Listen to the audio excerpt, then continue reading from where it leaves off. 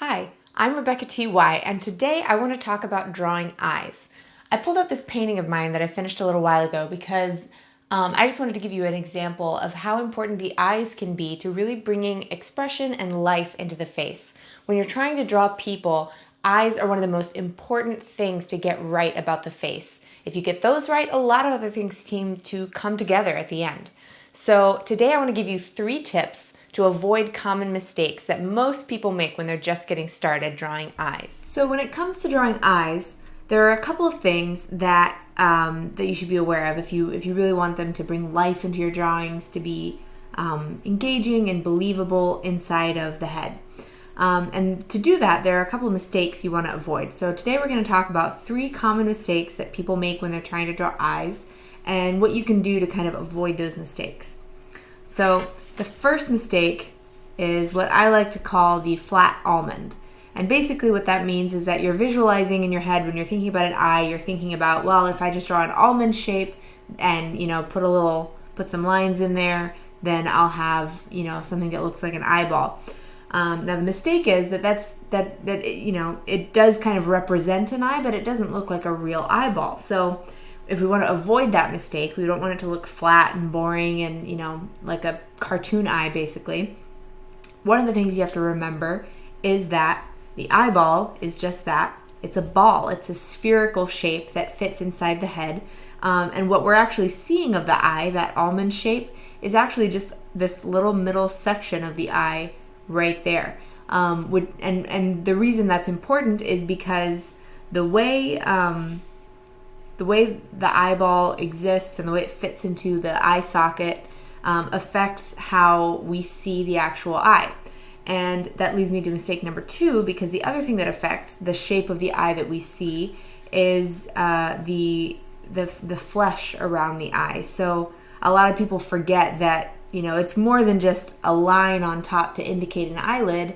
There's all of this, there's skin, there's maybe some fat, there's all kinds of stuff happening around the eyeball that help create the shape of the eye and that give it volume and really make it look believable.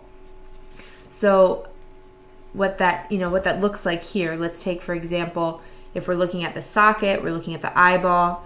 Here's where the eyeball is. The edges of the eyeball are all the way out here, and the eyelid just kind of sits right here and gives us the shape that we read as the eye. And it's got the little inner corner of the eye right there. It comes out from the shape of the eyeball. Normally we don't see the very top or the very bottom of the iris. And that's a good thing to remember too.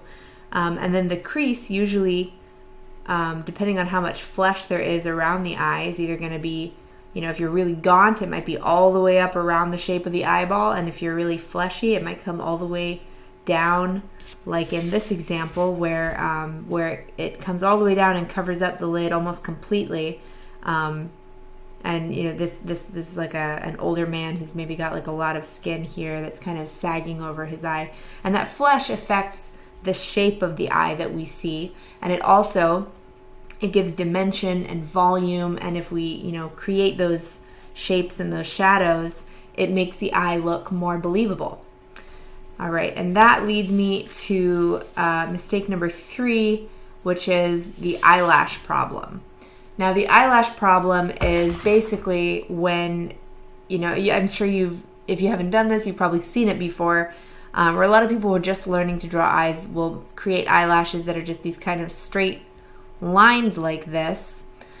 And the problem with that is it doesn't look very natural, right? Eyelashes aren't straight lines, they have curve to them. If I look one way or the other, you can see that curve more clearly. But the tricky thing is, how do I show that curve when I'm looking straight at the eyeball, right? So the trick is that you have to remember, eyelashes are not straight, they're curves. They're kind of made up of these Nike swoosh shapes. And they overlap and they're irregular, they go different directions, they're different lengths. So if your eyelashes are too uniform like this, they're not going to look real. Versus when you do these little swooshes and they kind of all go different directions, and maybe some of them are longer than others. They kind of swap directions about midway through the eye. And that little swoosh angle is going to really help you articulate a believable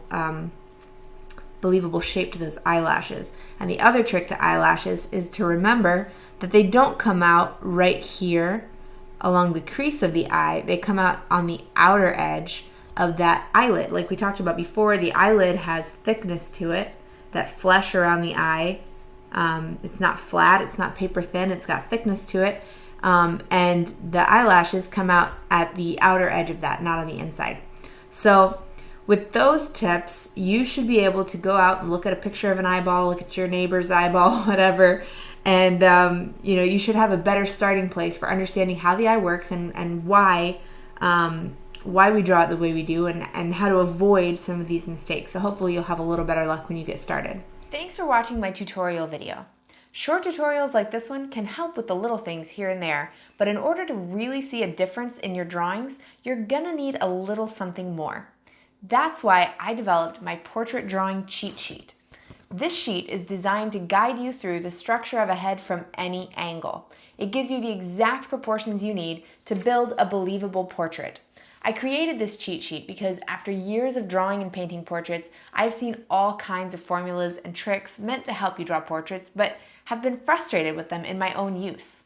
I wanted to create something simple and accurate that could stand up to scrutiny when used against actual photos of real faces. This cheat sheet gives you everything you need to begin drawing lifelike portraits that really look like real people. And the best part is, you can download your copy right now for free. Just click the link in the description to get yours today and start improving your portraits right now.